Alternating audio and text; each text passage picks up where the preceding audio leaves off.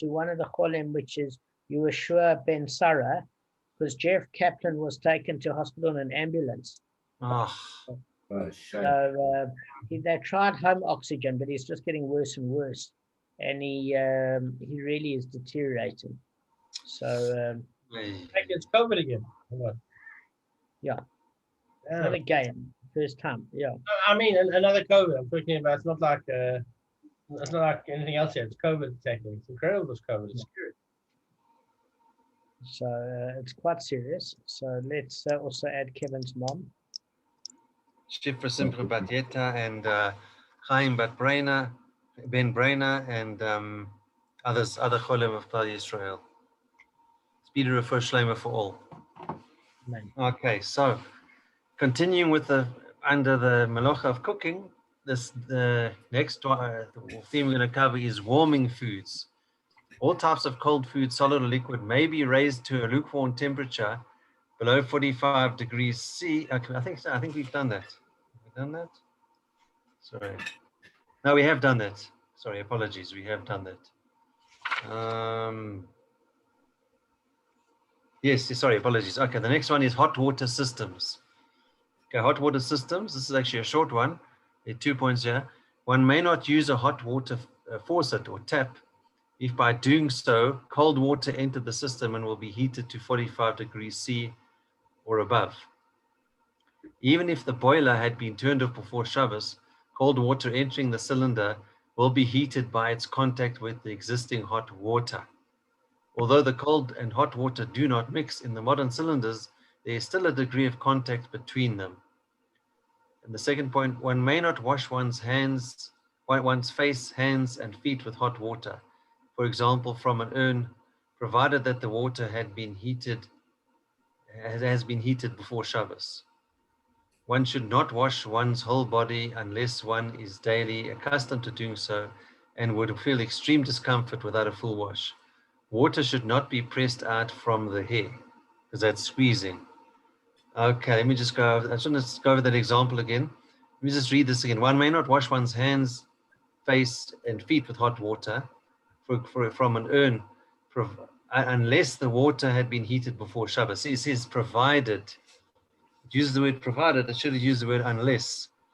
Because it's if it's heated on Shabbos, you can't use it, but before Shabbos, it's okay. That's the main issue. So if you put your urn on before Shabbos, and the water is done before Shabbos, you can use that water for bathing in? Because it's not, if it's already hot, you're not switching on if it's still hot and it's not being heated. So basically, once it's boiled, then you switch it to the Shabbat clock. Okay. You keep it in like a in a big metal thing, flask, whatever that keeps it still in its hot state. Then it's cool because it's not in the process of heating. Okay, so from your urn you can't, but if you put it in a separate thermos flask, let's say. Okay. Yeah, that's it. Yeah, that's it. Yeah, that's it. As long as you're not switching, because if the process and involves the boiler and the geyser, then that's not allowed. But what about your coffee urn? You know, your coffee thing that has Shabbat thing that like has a constant heat on it, so it doesn't get cold, because it's constantly kept warm, if you want to call it. How you make tea, or coffee. I'm not sure. I've never used that. I'm not too sure about. I was just asking. Okay. Yeah, I don't use one. Main thing is not if things are being cooked and used on Shabbos like hot water. If it's being boiled, the actual boiling is being taken place on Shabbos itself. You can't, but on Yom Tov you can. That's a leniency you can. That's the funny thing with soup, though. Like you can make soup on a Yom Tov, but you can't make it on a Shabbos. That's right. Yeah. Yeah. I didn't even know that. Somebody told me. I said, really? I always thought you can make as long as the soup that's boiling. I had it on the you can't boil it before it's left. You can have it that night if you have it for supper, but you can't have it the next day warmed up on the blast because it might boil. But you got to turn the switch on before Yom Tov. Yeah, we know before the start of the Chag. That's as long as we know that. That's the main issue. but you can't reheat soup on a Yom Tov on a blast because it gets to boiling. It's considered cooking. If there's more liquid than there is soup, No, Yom Tov's different. Did you not speak to your Rov to get specific answer? I don't want to give Damon. Damon's my Rov. Damon might know. I don't want to give an All I'm answer. saying is the halachas on Yom Tov are different. Yeah, more lenient. Yeah, I know. All right, so we're gonna. For some reason, the cat's just jumped on the table. I tell you something. She can be in the garden the whole day. The minute we start a shear, she knows.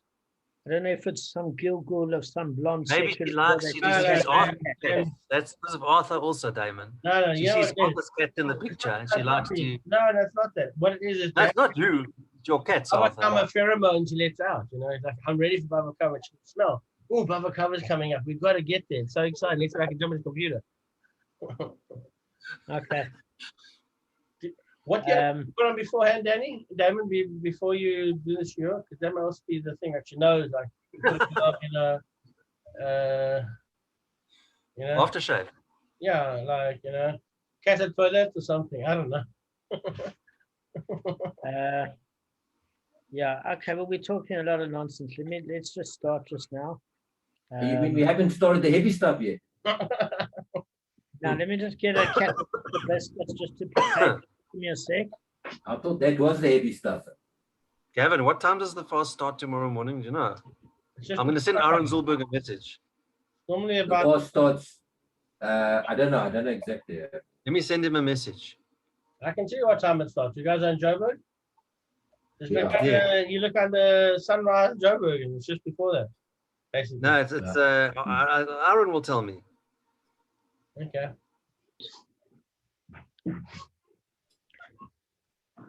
Tell me as well, Kevin. Tell all of us when you get an answer. Yeah, no, I'm sending it to you now.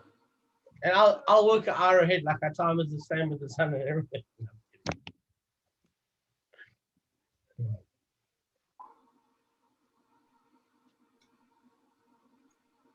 I've sent him a message. Okay. Right, guys, let's get started. I'm just going to stop so I know where to edit.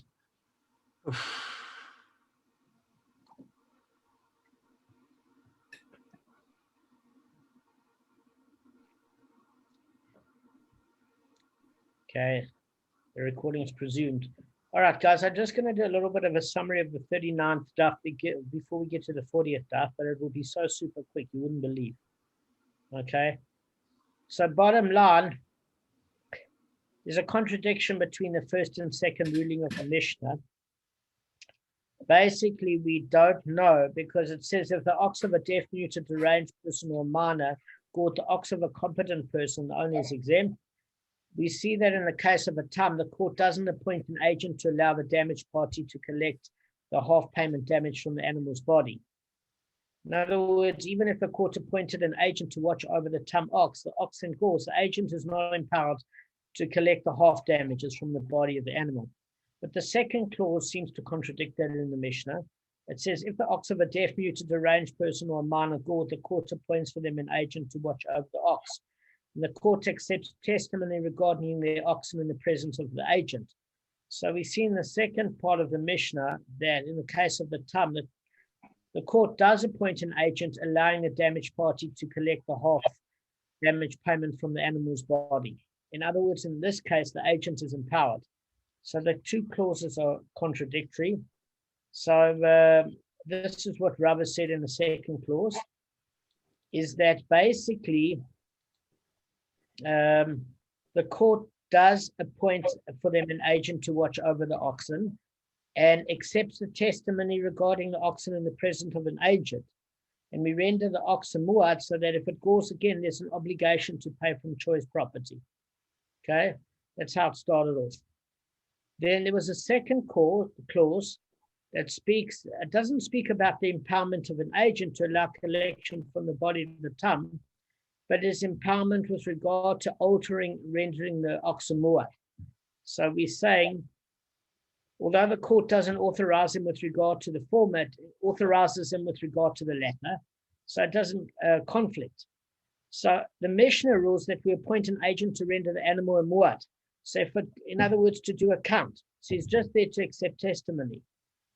Then basically the Gemara discusses or is it taken from the choice property of an agent? Because Rav Yochanan said it's not taken from the choice property of the orphans, because creditors can't take from orphans movable property. And in the case of Tam, remember, it's the body of an attacking animal, it's movable property. But Rav Yossi Bar Chanina said you can only take from choice property once it becomes muad. So the bottom line of it is that how it works out is it's different in the case of the damager. Why? Because, and by the way, when it says minors, orphans, it's including in minors those that don't have the capacity to have full comprehension of consequences, including deaf mutes and deranged people. So we're saying, look, at the end of the day, it's different with regards to damager, because the whole, it means that the laws, people can't just be damaged. It's different if somebody grants a loan and then that person passes away and the kids, when they get older, they have to pay it from movable property. But at the time, you can't take from minors movable property, only from fixed assets. But it's different in the case of a damager, because a damager can't be expected to ruin the public with its damage. And even somebody that doesn't have the capacity to make the decision from whoever's taking care of the animal has to pay from those, the estate or the property of the mental incompetent, because it's damage. It's not as lenient as creditor. Then the Gemara goes to the case where it's saying, look, we should actually take from the agent. Why? Because it was the agent who's care in the animal lay. But the reason we don't take from an agent is very simple, is because nobody would volunteer to pay that sort of money and take that responsibility. So basically we get from this that, look, what happened with the agent? I'm hearing a lot of my own voice in the background. I don't know. I'm hearing a massive noise as well. I'm betting to hear you properly. I thought it was just me. Can you hear me now? Is there any issue? No, now it seems much better. Okay. So bottom line is that we're saying, look, the agent isn't apparently paid big bucks. What happens with the agent is very straightforward. Is the agent basically volunteers. I don't even know if he gets paid or he gets paid minimally. But from what I understand is that the agent is a court-appointed person that takes the Tam ox to their jurisdiction. So he says, look, I'm prepared to look after it, maybe just pay for the food or whatever, nothing major, and I'll look after the animal. But if you're asking me to be responsible, cut me out. So the same thing as you go to Australia and you get somebody to look after your property and he's doing you a favor, which is called the unpaid custodian, unpaid guardian. In that case, he's saying, look, I'm looking after your place. If you're going to sue me for everything that goes wrong, get somebody else to look after your place. So that's why we don't make the agent pay. And we're hoping that the agent will feel so bad as causing mental incompetence to lose money that, in fact, he ends up being much more conscious. And maybe that's also one of the reasons that we don't make him empowered to collect from Tam damages, okay? Because he's there just to accept looking after the animal and for the muad count. So maybe in that way, we're also giving the people that are mentally incompetent a bit of a chance.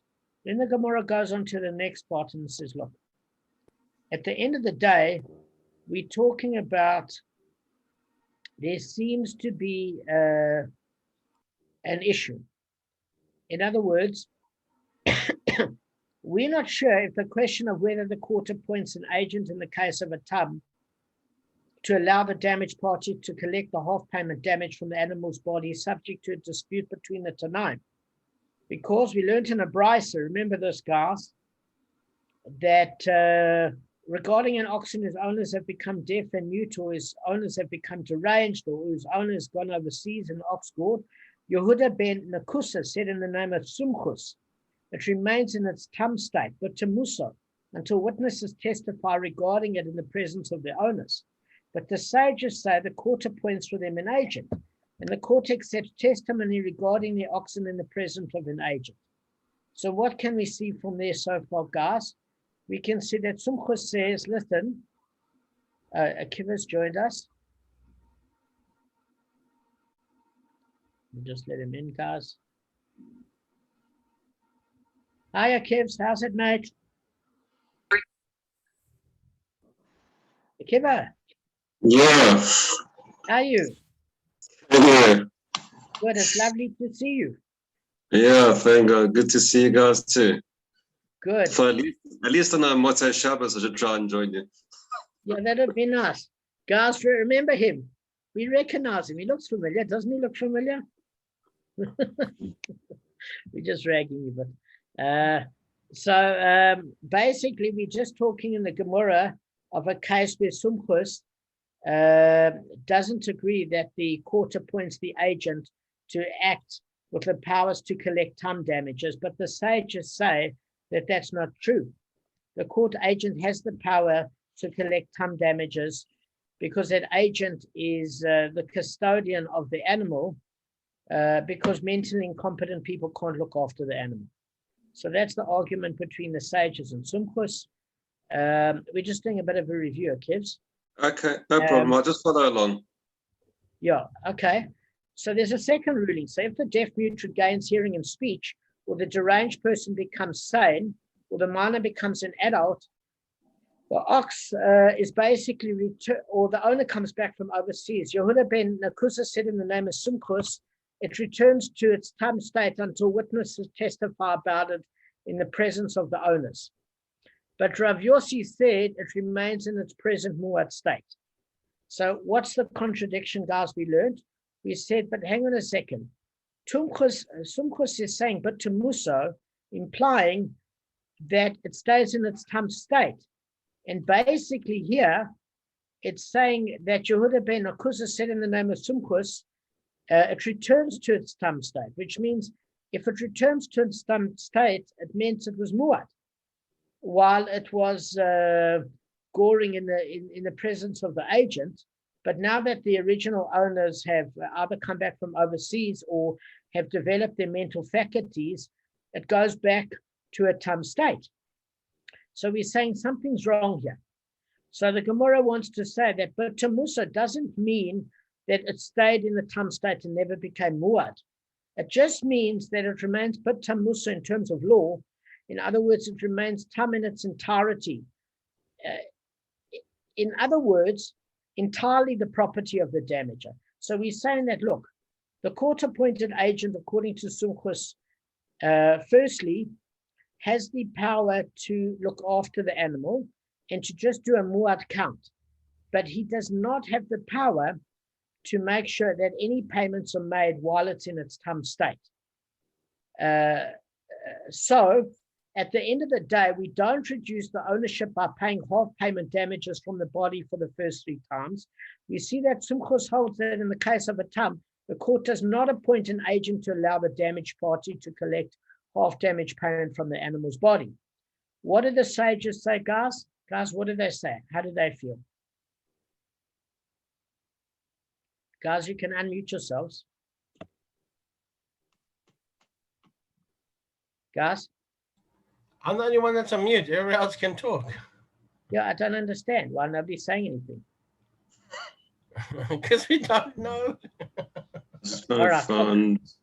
Look, guys, very simple. The sages say there's 2 different disputes. Sumchus already said, listen, the agent of the court can only do 2 things, is to look after the animal on behalf of mental incompetence and to make sure there's a count where the animal, in fact, becomes muad.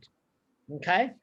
But there's no tam damages that pays while it's in the care of the mental incompetence. And even if it becomes muad through the court agent, it reverts back to tam in the minute they gain their faculties. The sages turn around and say, of which Rav Yehuda, by the way, agrees, as well as Rav Yaakov agrees with the sages, that says, look, the court appoints an agent to collect for tam payments as well. There's no question as far as that's concerned. Okay. then we go into the next section that discusses, look, there seems to be a separate issue, okay? And that issue is about domain jurisdictional issues. So Sumchus holds that basically coming under a new domain renders the ox from a muad state to a tam state, okay? And Rabbi Yossi said, no, it stays exactly in the state that it was. It stays in a muad state. Does that make sense, guys? And the sages also agree with that, many of the sages. All right, guys, just give me 1 second. I'm just trying to get this cat off this laptop. Just give me a sec. Okay, you're not going for a run tomorrow then? No, it's a fast day. So why should you go slower then if it's a fast day? Arthur. Are we going? That guys, I'm back. All right. So then basically, Rav Yossi holds that a new jurisdiction doesn't alter the status. Sumchus said it does. The animal goes back to being tam. Why does it come back to being tam? Do you remember the answer? Because it's in a new jurisdiction, so it's going back to where it came from, and it's not really fair on that on the original owner that these guys that are incapacitated or retarded or whatever the issues are. It's not fair for them to inherit an animal now all of a sudden that they've got their mental faculties together to inherit an animal that is muad. Correct. Because they said, listen, while we were mentally incompetent or overseas, you were meant to do a decent job of looking after it. Now I've got to pay muad payment because you did a worse job than I could have done. Had it been under my care and I've been retarded because I was in a slightly deranged state or whatever, it would have become muad anyway. Now it became muad under your care. What difference? Why were you even there? Exactly, Kevin. That's exactly and he was in all probability negligent. That's how it became muad. If you did a secure guarding on a on a tam animal, then this wouldn't have happened. Yeah, you're saying the same thing, but absolutely, you're absolutely correct. Just adding, I thought I left it out. Sorry. Rav Yossi holds that the new jurisdiction doesn't alter its status. Okay, so in terms of why, because if you're the person that was damaged, okay, you could say, look, why should I accept half payment damages now? That's your internal issue. That's between the courts and the mentally incompetent. What does it have to do with me as an innocent bystander? So you can see it from Rav Yossi's point of view as well. Sure. I think in the point in the Gemara is trying to see it from 2 points of view. All right, just a summary. Now we're nearly done. But now we've got a problem because Rav Yaakov pops in the equation and he says, Rav Yaakov pays half damages. Gemara says, what are you talking about? Rav Yaakov pays the damages. The Gemara said, no, that's not the wording. What we're saying is Rav Yaakov says that the owner pays half damages. So the Gemara says, well, we can't be dealing with a case of tam. Why can't we be dealing with a case of tam? Very simple. It's because if you say half damages and it's a case of tam, we've learned this in virtually every daf. I mean, what are you telling us something new here? It has to be something novel. So you can't be telling us the obvious. So it's saying, look, it's not obvious. So it's talking about a case of muad. So we're saying, hang on, with the case of muad, this doesn't even make sense. In muad, there's 2 points. If you looked after the animal successfully well and did a super superior guarding on it, and you did a normal looking after the animal, and at the end of the day, the animal gored, it's because, for example, either that the animal in other words, Akiva, let me put it to you like this, because you weren't there. Say you looked after the animal super well. It's a muad animal, technically, but you locked it up, lock and key and everything else. Then at the end of the day, some thieves came in and broke into the house and let the animal out and robbed things. That's an unavoidable accident. So for muad, then you'd pay nothing because it's not your fault. Yeah. If you fail to look after the animal, you owe full payment damages. It's not half damages. What are we talking about? So we learned for the first time that there's this concept, okay? And I'm going to teach us. Okay. Okay. So for first Shlema for what's the name, Damon? For Jeff Kaplan, for Yeshua Ben Sarah. And for Margalit also. And for Shifra Yeah. Simcha Batit and all Cholim. All Cholim. Right. Okay. Nine. Okay, warming. Okay, we've done that. So okay. Okay, washing dishes and preparation. This is going to be a very quick one. Okay. In accordance with the above principles, one may not pour hot water directly from a kettle or urn onto dirty dishes, but one may pour the hot water into a dry dishpan into which the dishes can then be placed. Absorbent materials may not be used to wash the dishes.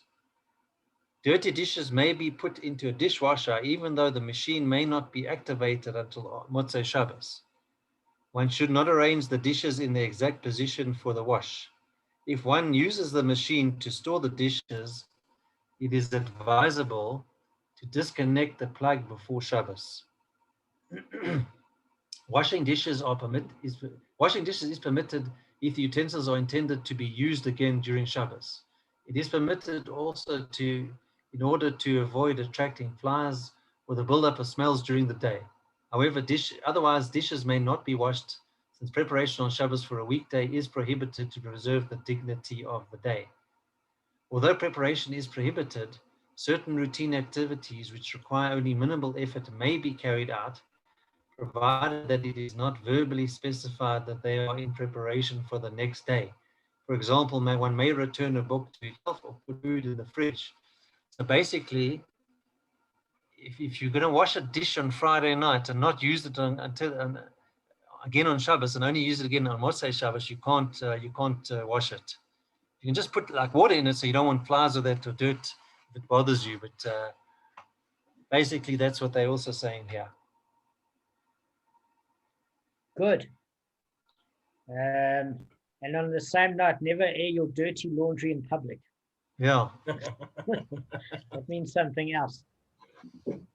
All right. So, Kev, thank you. That actually was very informative. Thank you, mate. Okay. Well, Kev, you're ruining my life. So many things I used to do, and I can't do them anymore. I hope that washed with you, Arthur. Did that wash with you or didn't wash with you? I feel totally drowned by your information. Okay. Okay. I'm swimming in your information. How does that sound? Okay, guys, let's get started because it's going to help. You doing Derech Hashem or are you going straight into the show? Now, listen, we don't have a lot of time. I'm actually going to go straight into the show. Yeah, you can still send another link. Yeah. Yeah. All right, guys. So listen, we're on 48.2. Okay. And the Gemara cites a brisa. The rabbis taught in a brisa, agents pay from choice property. In other words, they pay if the animal inflicts damage. But if an animal kills a person, they do not pay kofir. Okay. So basically, the Gemara assumes that an agent doesn't pay kofir because the purpose of kofir is to atone for the animal's owner. And minors or mentally incompetent people need no atonement. So before the Gemara seeks to identify the Tana that takes this view, there should be a question that you guys have. Okay? Again, the agents pay from choice property if it's muad, or obviously if it's half payment from the attacking animal, if the animal does damage, but there's no kofir payment if the animal kills a person. But the logic is that basically the agent of the court represents those that are mentally incompetent. And we know that minors need not pay any atonement for looking after one's animal. It's clear with the minor, that's mafurish, that's straightforward, but we assume that's the same for those that are also not able to see consequence of decision. But there should be a question you guys are asking here. What should be the question? I've got one. Who else? Can I ask the question? But I'll Please make do, a comment, an observation. So the Well, observation, you want to go, Kevin? The kofar payment is it involving the kofar payment? Yeah, but what would be your question on already in the Gemara here? Because there should be a very, very startling question. It should be a kofar payment for that offense, for that. Why? Because a person was murdered, was killed by the ox. And isn't that the standard? Okay, and what is the Gemara's reasoning that the agent of the court does not make a kofar payment? What did I just say in terms of the reasoning? Because of the persons are not of mental capacity, they don't know, and they're not liable. They're not. So Okay. if the ox had killed a human, then there's no liability. But if it's a person of normal capacity or who's not mentally handicapped or challenged, then it would be a kofar payment. Okay, and go on with that train of thought. So therefore, what's the problem, guys? Anybody want to suggest? Okay, yeah, so I'll go for it. So the basic problem we have here is that a kofar payment is an atonement payment. So Yes. the agent hasn't atoned for anything. What's he done wrong, really? It's not his animal. Sorry, he can't atone for somebody else's. Seeing that he's not the owner of the animal, only the owner can atone for his own property. So the owner in these particular cases are all either mentally incompetent, they aren't able to, they're incompetent, put it this way. So because of the fact they're not competent, there can't be a kofar payment because the kofar is to make up for the fact that a person was killed by an ox, by the ox that belonged to one of those people. Normally the kofar is, instead of that guy's life having to be taken away from him, a kofar payment is made as an atonement for him having to otherwise have lost his life. So that's basically where the problem comes in, because he's a third party agent. So it makes sense that he doesn't have to pay kofar. It does actually make sense there. Okay, That the agent doesn't have to pay kofar because the agent's not the owner. Okay, can I put a question to you? Sure.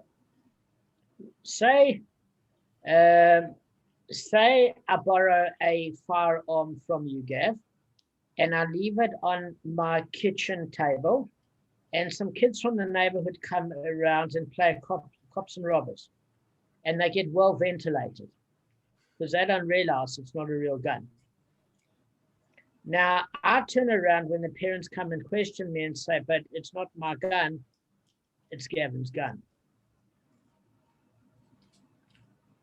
Should I have put the gun away, being the custodian of that gun?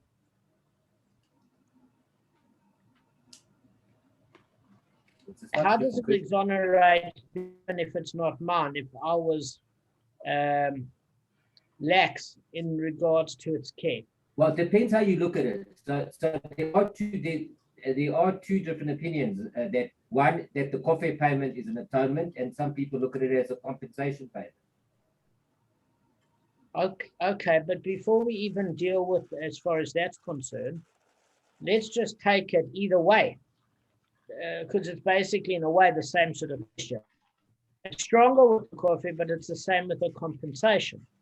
We learned that the agent that was negligent should in fact pay for that negligence because it caused the loss when the ox damaged, never mind killed. And it's just that people wouldn't volunteer as an agent if they'd have to lose their back shirt in order to provide almost a free or very low paying service of looking after the animal. But by rights, they should pay, even if it hadn't killed anybody. Kal v'chomer, even more so. What does it have to do with the fact that they're mentally incompetent people of whom you looking after the animal on their behalf? Obviously, they don't have the faculty to see consequence, which is why you, as a mentally competent person, were designated as a caregiver. And therefore, by being designated as a caregiver, you're the one that should be having to pay cost. You're the one that were negligent. Okay, so you can look at it from that perspective as well. So that's the problem that you've got. I don't think it's a kofar payment from all the readings that I did, but I can't back it up. I'll wait till you go through it properly because I can't remember it in detail, Quick question. to the finest degree. Is it not But the I intention behind understand the that? fact. Go ahead. I'm ahead of my game. Is that have I gone too far? Sorry, Art, what were you going to say? Not the intention as well, not just the what's now the intention Okay. of. There's a separate issue for intention. It's obviously any sort of thing that has intent has a worse sort of penalty. But still, leaving Gavin's given me his firearm to put in my safe. I've gone to a nursery school and I've gone to do some signage there, and I left the gun while I'm busy installing the sign. I left my gun on the counter, went to the loo, and came back, and havoc ensued. What is it? Even though my intention wasn't this sort of consequence, how does it remove the atonement of the fact that I was absolutely irresponsible with this gun? I never shot the kids point blank. Yes, I agree. That would get the death penalty. Okay. I agree. Kofir is when your property does damage, Okay. or that is a factor. But the point of it is, my discussion with the Gemara, and it's an issue the Gemara does raise in the commentaries, is that what are you giving a reason for that the mentally incompetent people in minor are not responsible for thinking of consequence of action? They never caused the damage. The custodian that was selected was mentally competent, and he should be making a kofir payment. So have we learned? Can I ask you one second, David? Sure. Have we learned in the past, because my memory is not as good as yours, I don't think any of ours are. Have we learned in the past that a kofir payment is that you don't have to pay, that a custodian has to pay kofir payment? You remember when we did that custodian thing? If you were looking after somebody's property while they're away, all those things, was there a kofir payment involved? Well, we never covered death there. That's the difference. We never covered death there at all. We just covered men. Listen, this is not the main point of the Gemara. It's just something that bugged me that I want you guys to think about in all logic. Think about it in terms of a secular court and if it would hold water. That's all I want you to think about. I'm going to go through. So what's the outcome? So why is it like that? I mean, why you saying it should be the third party custodian should pay kofir? That's what you're saying, right? Yeah, well, absolutely. I mean, it's one thing if you turn around and say, listen, I can understand the logic in Gavin's first point where he's saying, listen, if tam is considered a knas, which is a penalty by some, and a mammon, a compensation by others, or the full payment is a mammon, which is compensation. Let's just take the term of the tam aspect. If we say that the tam is either knas or it's a mammon or compensation, there is an argument, and the bottom line is the agent doesn't have to pay, just simply because otherwise no one would volunteer to be an agent to do that good deed, because I assume the reason why the agent gets paid hardly anything, or he doesn't get paid except for the food of the animal, has to be by logic. Why? If you had one cow, it's like storing furniture and rental. You're going to pay more for the rental at renter store, any of these places, than eventually what the article is worth. It's a timeline. So if your article is worth 8,000 Rand, Kevin, and you're storing it, and you're paying 800 Rand a month to store, after 10 months, you might as well have bought another article. If you've got one ox, but you're paying a custodian a lot of money to look after it, then at the end of the day, after a certain period of time, it should have been a burger and chips. So and they should have shechted the thing. So the thing of it is, it's different when you have a farmhand and he's looking under 200 herd of cattle, because then it makes sense, because that's an industrial business. That's not an inheritance of Betsy the cow. It's very different. So this person had to have joined on for next to nothing. Okay. And if you make him liable for the payment, nobody's going to volunteer. It's not exactly like military conscription, where the guy has to do his court-appointed duty to look after the animal. Yeah, it was obviously voluntary. If I ran a dictatorship, I'd say, listen, your numbers come up, guess what? You can either do army duty or look after this animal. Oh, guess what? If it damages, you pay. Look after it. These people are mentally incompetent. Let's hope you don't have to cost your money. But apparently this was a volunteering proposition. I don't understand, by the way, why it was a volunteering position. It should be that part of your community service. If you've got the space for it, providing you're not paying for the food, you have to do it anyway. But it's probably that they paid for the food of the animal, but nothing more, which is why the agent can't be responsible in their personal capacity. Because otherwise no one would volunteer. I wouldn't make it voluntarily. I'd make it conscription based. You see what I'm saying, Gab? I'm just saying that the guy, and I'd say if you don't look after it, you pay. Just like everybody has to do like their civil public duty. But since this person volunteered, we don't. There's an argument between the Tanaim whether you make the agent pay or not, which means the agent is responsible. You just don't have a lot of volunteers, because based on the rule of the custodian, as we learned, what was that rule of the custodian? The more of a favor you're doing for the person, okay? The more of a favor, the less that you're obligated, because the guy would say, listen, you're going to Australia, I'm looking after your stuff, you're not paying me. If you're going to hold me responsible, just get somebody else to do it. That's the logic. Okay, so the thing of it is, I could say Gavin's right in that respect with regards to even if compensations drop for that reason. But you've killed, not you, God forbid, the agent of the court has killed somebody here. This is not about a monetary payment. This is the death of another Jew. This is a very serious offense based on negligence. So, in other words, I would have a rule saying, this is just in Damon land, you know, where the French and the Iranians would be the first to work in labor camps. But this is in my head. The first thing I would say is, listen, even if we don't make you pay for some of the damages, in my brain, Gavin, I would make the agent pay definitely for coffee, because it's a favor to him.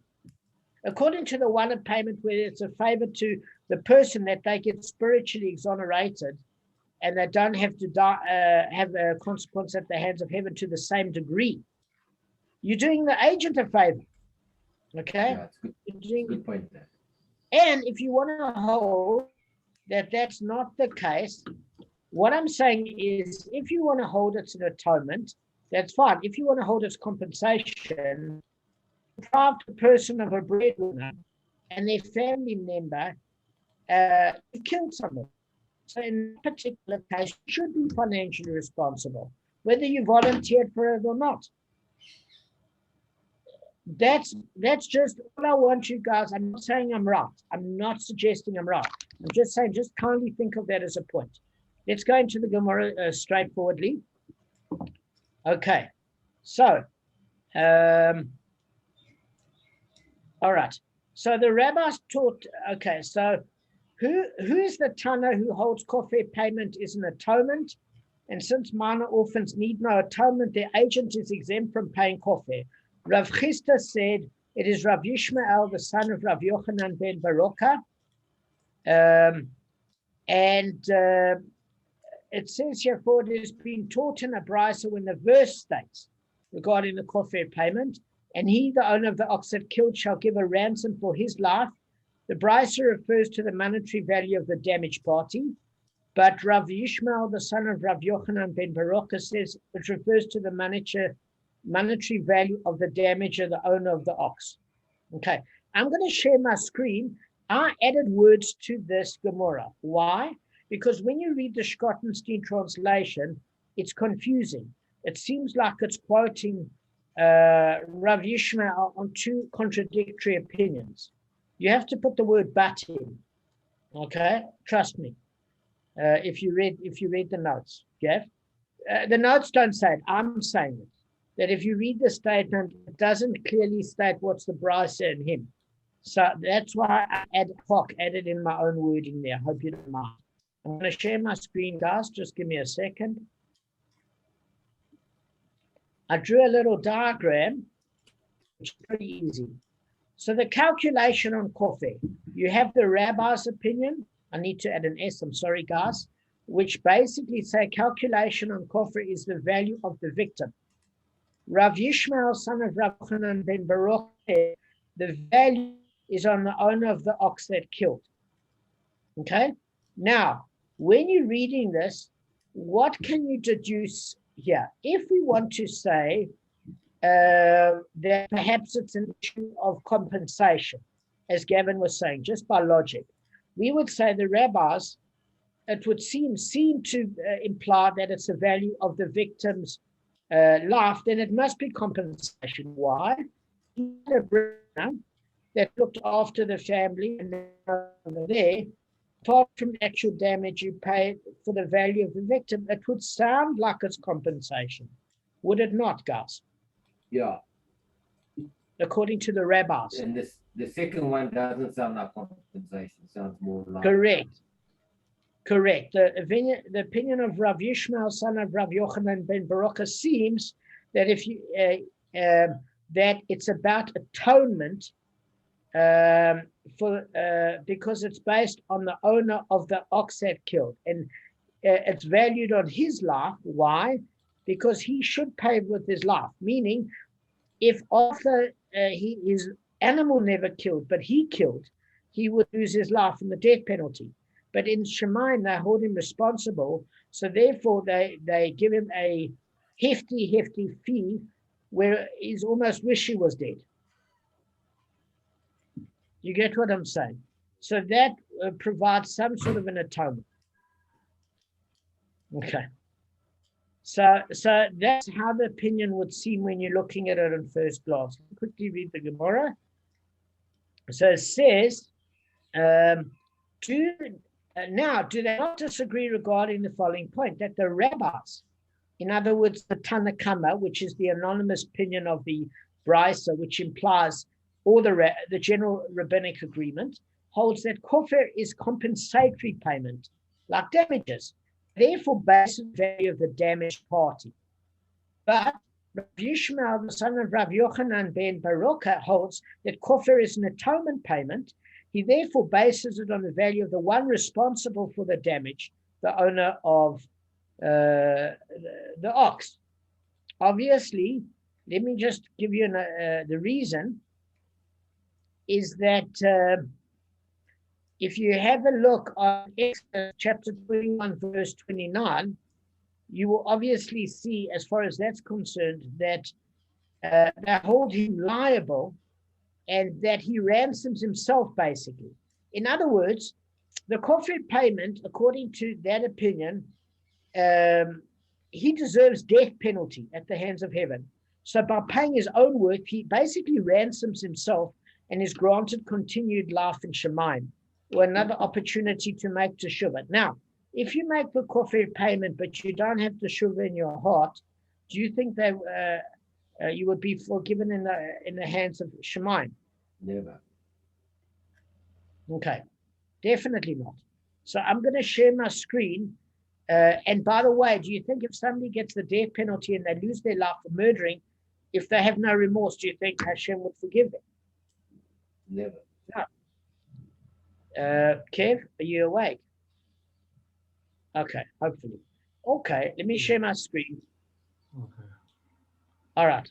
So look, guys, it says in Shmot, Exodus chapter 21, verse 29, if, however, that ox has been in the habit of goring and its owner, though warned, has failed to guard it, and it kills a man or a woman, the ox shall be stoned and its owner too shall be put to death. Okay? And then verse 30, if ransom is laid upon him, well, that's just great timing. If ransom is laid upon him, he must pay whatever is laid upon him to redeem his life. That's the source for the kofar payment. Now, we must know that if it's the reason why it talks about in the beginning of this daf, does the agent pay from choice property? You know why the agent must pay from choice property? Because the kofar payment, according to most rabbis, is only due for a muad ox. Why? Because, say, for example, Arthur, let me just give you two cases. There's a gun resting on the table, but it has no bullets in. Okay? And then somebody realized that that particular gun has bullets in, there's a different level of accountability. A moored ox is like a gun with bullets. This ox is dangerous. It's been warned.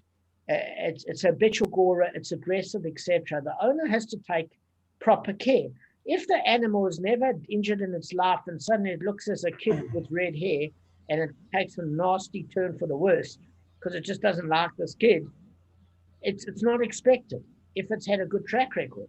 So therefore, Koffer, in one opinion, says, I think it's Rabbi Tarfon, I'm not sure, I need to check, is that I think in that case you pay half payment damages for Koffer, for Tam, but the majority of the rabbis say there's no Koffer payment for Tam because the animal never had that habitual aggressive nature. So that's why in the beginning of this, what do you call it? This Gemara turns around and says, well, guess what? If the agent did the damage, he pays from choice property because Koffer is from a muad ox. Okay, so exactly as we said, is this an argument with regards, what do you call it? Is it atonement for the owner, or is it for compensation on the value of the life that was lost? Okay, so the Gemara wants to propose something. It's saying maybe that the rabbis turn around and say it's compensation for the family because it's based on the victim to pay back what the family lost in terms of a breadwinner and for emotional damage, etc., etc. While Rabbi Yishmael, the son of Rav Yochanan ben Baruch, holds that we assess the amount of atonement according to the value of the damager. So therefore, it would seem that if it's based on the value of the damager or the owner of the ox, it's then an atonement for him, not compensation for the family. That's what the Gemara is proposing. So what's the answer? Well, Rav Papa said, look, that's not the issue here. Everybody agrees that kofir is an atonement. And here in the Brisa, they disagree regarding the following point. The rabbis hold that we assess the amount of the atonement according to the value of the damaged party, while Rabbi Yishmael, the son of Rav Yochanan ben Baruch, holds that we assess the amount of atonement according to the value of the damager. It's not only Rabbi Yishmael, the son of Rav Yochanan ben Baruch, who holds that kofir is an atonement. The rabbis also take this view. So the Gemara, well, firstly, Gavin and I, and Arthur, I'm sure, and Kevin, is also of the view that it seems more like if you're paying on the owner of the ox, it seems more atonement based. So what would be the logic to base it on the victim? Now, why do we call him a victim and not the murdered one if he's dead? Because we only call somebody technically murdered. We call him the damaged, actually. We actually call him the damaged. Is because he's not damaged, he's permanently damaged. The reason why we call him damaged is because you only call it a murdered if it gets a reciprocal death penalty. So if a person murders somebody else, it's somebody that's murdered and a murderer. They get the death penalty. In this case, the Gemara's term is the damaged because we're dealing with financial compensation. The person doesn't need to get the physical death penalty. So, all right, the Gemara elaborates what's the reason of the rabbis is as follows. Is they say there's the word imposition is stated in the verse, okay, that details the kofir obligation, and imposition is stated above in the verse that discusses the payment for causing a pregnant woman to miscarry, okay? Because just as there in the case of miscarriage, the assessment is based on the value of the damaged party, in other words, the fetus. So too here in the case of kofir, the assessment is based on the value of the damaged party. I'm going to share my screen to show you this. Can I just add something that which I found interesting? I can't remember the exact result. You're going to tell us as we go along now. Is I would think that it's much easier to determine kofir based on the damaged party. What's your worth? If the kofir atonement is for you, how do you value yourself? Whereby the damage... That's a very good point, and I'll tell you what it's based on. It's based on what that the owner of the ox is valued on the slave market. That's right. Sorry, thank you, Damon. Sorry, I forgot about that. Thank you. All right, you clarify. Sure, and they both assess the same value. Otherwise, if we ended up killing a neurosurgeon, we would absolutely brick ourselves because we'd never stop paying. So if you stay at home and you... In other you're words, the you owner. can't have... What? Go ahead. Sorry, Dave. Go ahead. So I'm saying, Gav, either way, you see, the thing of it is if it's based and the victim is a neurosurgeon and the other case is a gardener, it's like if you hit a neurosurgeon, it's like hitting a Porsche. You never stop paying. So it has to be based on something relatively doable, affordable. But whether it's the victim or whether it's the owner of the attacking ox, it's both the value on the slave market. Yeah, I forgot that point. That's a good point. Thank you. No problem. Okay. I just want to share a screen and then show you where it's based. All right, so guys, look here in Shmot chapter 21, verse 22. It says, when men fight and one of them pushes a pregnant woman and a miscarriage results, but no other damage ensues, the one responsible shall be fined according to as the woman's husband may exact from him, the payment to be based on a reckoning. Now, on the 29th, there's a Gezerah Shabbat. On the 29th verse, okay, if, however, the ox has been in the habit of goring and its owner, though warned, has failed to guard it and it kills a man or a woman, the ox shall be stoned and its owner too shall be put to death. If ransom is laid upon him, he must pay whatever is laid upon him to redeem his life. So the Hebrew word that's used is actually translated, not in the Sepharia, but in the Stone edition of Chumash, as imposition. It uses an imposition for both words, both in terms of the woman who lost her baby, her fetus, as well as the owner of the ox that damages. So by having that word Gezerah Shavah twice, we know that it's just like when a woman loses her fetus, it's paid on the value based on the fetal rate, because it's a different rate to a full earning breadwinner, etc. So too, it's based on the victim's rate. Okay? That's where the Gezerah Shavah, that's how the rabbis get it. So what do we do? How come Rav Yishmael, the son of Rav Yochanan, ben Baruch, doesn't see it like that? He said, because the verse says, and he shall give a ransom for his life, meaning his refers back to the verse's subject, the owner of the ox.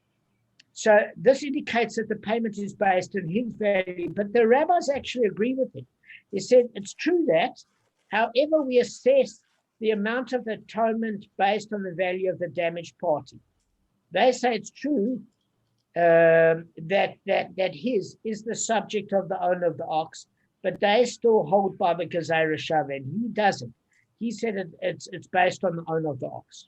They agree with him. It's the in terms of the subject context, but they still say we hold by the Gezerah Shavah.